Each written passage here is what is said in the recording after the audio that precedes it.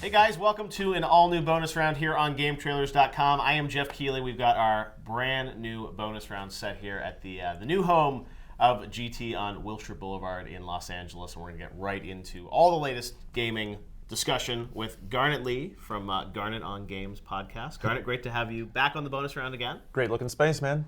Yes, it's cool. It's new. And also joining us is the host of GT News and producer of Bonus Round, Andrea Renee. Andrea, great to have you part of the GT family now. We can check out your news every day, right? Yes, Monday through Friday. I'm super pumped for it, and it's on our YouTube channel as well. It's been a while since I've been on Bonus Round, so I'm glad to be back. Great to have you back. And finally, making his first ever appearance on Bonus Round. Believe it or not. You certainly know the voice of Game Trailers and the new editor-in-chief of Game Trailers, Brandon Jones. Brandon, great to have you. Thank you so much. It's great to have you in the space. Yeah, it's cool. Well, great to have a new home for Bonus Round, but the same old discussion, and there's lots to talk about.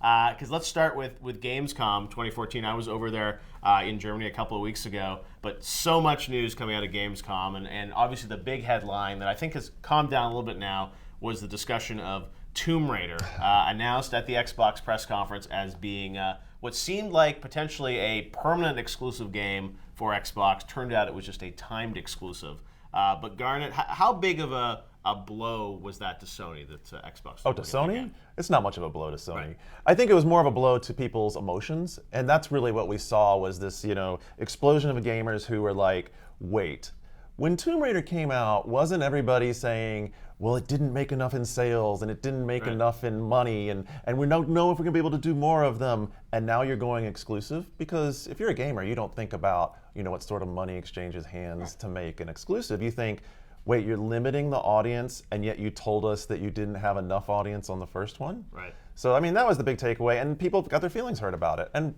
rightfully so. I'm a huge Tomb Raider fan, and to me, my first thought was, wow, that's a relief. Maybe they won't have to get so hung up about how much they sell because now they've got a deal and they can just make a great Tomb Raider game. Absolutely. But Andrea, what about the way Xbox presented the news? Because a lot of people thought that Xbox was potentially, stretching the truth a little bit in how it was presented on stage. Obviously, it was just sort of one statement, but that got interpreted in the hours afterwards about what it really meant. Some people said, hey, this was harkening back to the old Xbox. It was sort of not as direct with people. What was your take? Phil Spencer and those guys well. Do you think, did they mess up at Gamescom and how they communicated that news? I don't think they messed up. I just think we're in an era where the consumer really wants to have as much information as early as possible. Yep. And, we saw that with the response that Crystal Dynamics posted on their website addressing the confusion around the announcement about the exclusive. And I don't think that, Xbox misstepped. I just think now people, especially with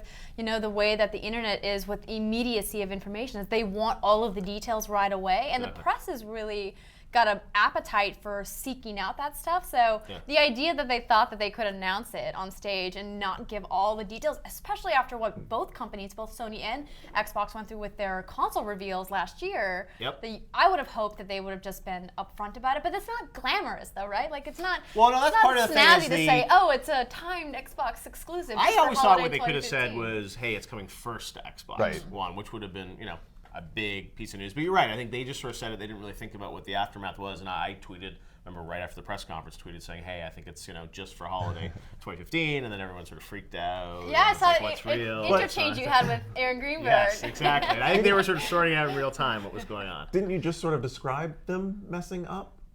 It sounded to me like what you described was them messing up. They didn't think things through. They didn't pay attention to what was going to happen. They didn't read the audience well. And so really, while it wasn't a intentional mess up, they did totally botch.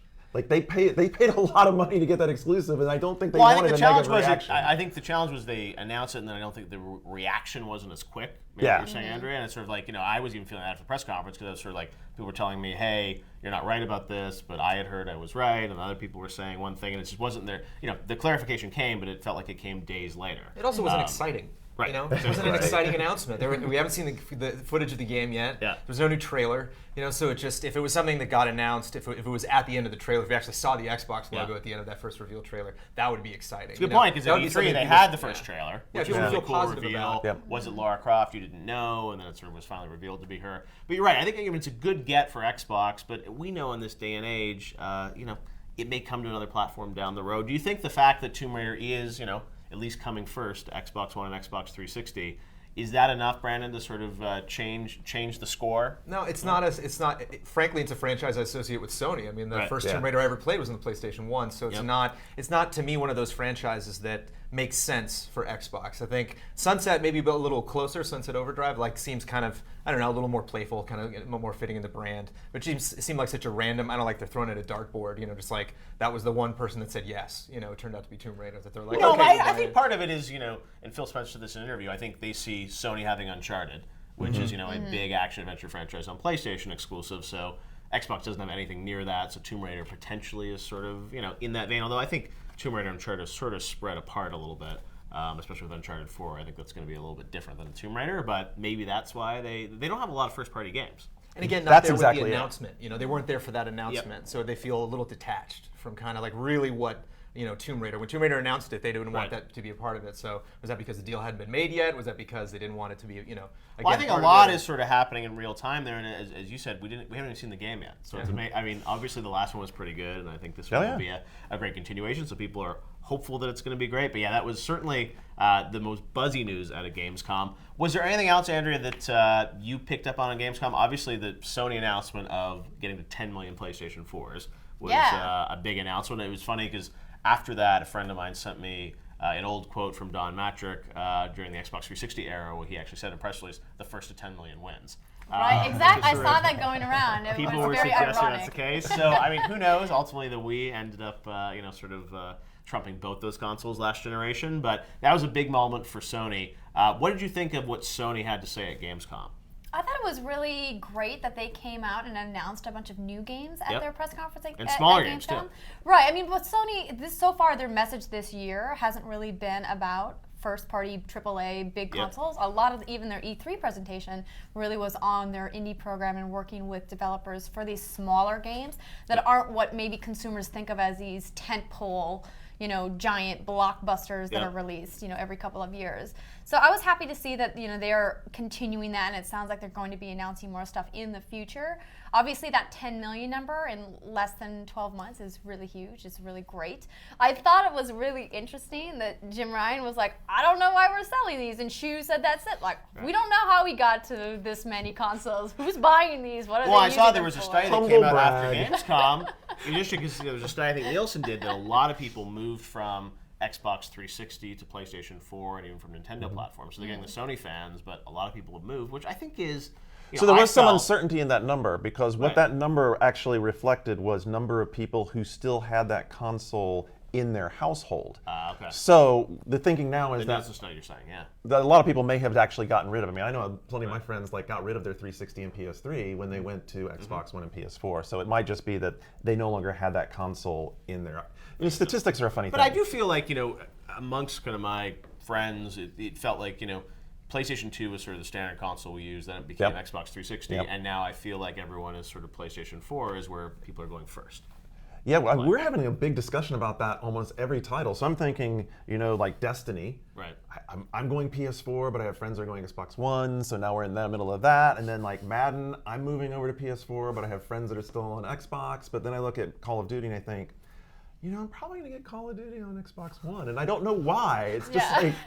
You're in the enviable position of having both consoles. Right. Yeah. Well, I did buy both of them, so... Right. No, and there actually are a lot of people I've seen stats that have both consoles, which is surprising. You think they're expensive, but people have both of them. Was there anything else out of Sony, Brandon, that you thought was particularly memorable? There was the sort of big reveal of PT, which was... PT. I mean, we're in the house of Game-Trailers right now. I mean, PT was huge. Actually, somebody reached out to me on Twitter, and they were like, would you have rather had a trailer? And it's like, please give me that every single time. It was cool, right? And that was something that Kojima had pitched me a couple of years ago. He always had this idea of doing an interactive teaser for a game, and that was a game that they've been working on for a while. And I was actually really happy how that came out. And he showed me, I was at Comic-Con with him, and he showed me the video of someone playing through it, and I was just like, he's like, this is going to take forever for people to solve. But it's it's amazing the little things that you have to do in the demo to sort of trigger things. And I think I was with him at Gamescom, and I think him and his team were shocked how quickly someone solved it. Well, we get so much prep on games now. We get, I'm thinking about something else that was great out of Gamescom, all the Assassin stuff. You know, we got to see Rogue, and I got to play Unity co-op, and so it's really exciting to kind of experience and build this world in your head of what this game's going to be. And another thing to just, bam, game. What's this? You know, and everybody at the same time, in real time, is going through it. So rare to happen in this industry to just get something. And speaking of just Sony at large, I think that's something they're doing really well, is making a lot of their announcements accessible. So again, it's not just something like an exclusivity agreement with no trailer, no new footage or anything, no stills or screenshots, anything. To here's this game you've never heard about before, get it right now. During the press conference, stop watching us speak and go do this instead. No, and also solve the riddle, and that was fun to watch on Twitter. I was lucky enough to sort of know what it was. So how long was it going to take for people to sort of decode what was really spoiled there the surprise. You didn't have any fun at all, Jeff. No, it was. But it's cool how quickly people solved it. And then the next night we did a thing with Kojima where he kind of answered a bunch of questions about it. Quickly, anything else, guys, that stood out for you at Gamescom? Lonely Vita. Okay. Yeah. Poor Lonely Vita. No Vita mention on stage at Sony, which a lot of people were talking about on Twitter, saying, when's the Vita announcement going to come? And what's interesting about that is that Sony actually has quite a few Vita games that are Well, they started coming tweeting out. afterwards about like some of the games that were coming out, and you're right. It's Vita, we've seen the sales numbers. It's obviously not selling a lot right now. I wonder kind of the long-term prospects for that platform, but third-party developers, sort of like Wii U now. It's hard. They brought it back to us. They are the people who made us pay attention to Vita. It was like 8 months ago. They're like, hey, pay attention to Vita again. We have a new model that's coming out. Tearaway is awesome. And remote play with PS4. Yeah. You sort of get your one opportunity. And they had their one opportunity, but now it seems to have been a false start. Right. And that's really strange to me. They just really fumbled on it. We'll have to see. All right, well, coming up next Sunday, we've got more bonus round right here on Game Trailers. Check back on Sunday at noon Pacific, 3 p.m. Eastern.